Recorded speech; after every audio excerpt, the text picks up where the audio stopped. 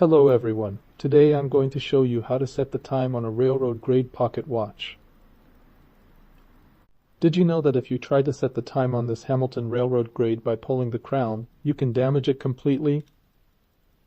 This is a classic Hamilton that, in the 19th century, saved thousands of lives on the railroads.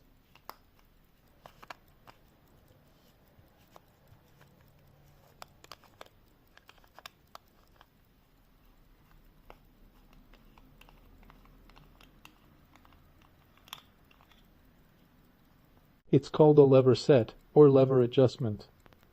To set the time, you have to open the case and pull this hidden lug.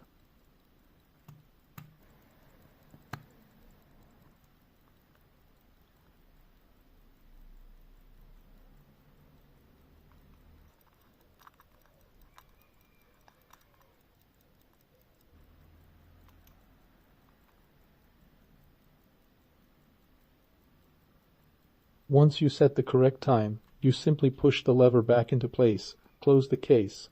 The mechanism becomes locked and secure again.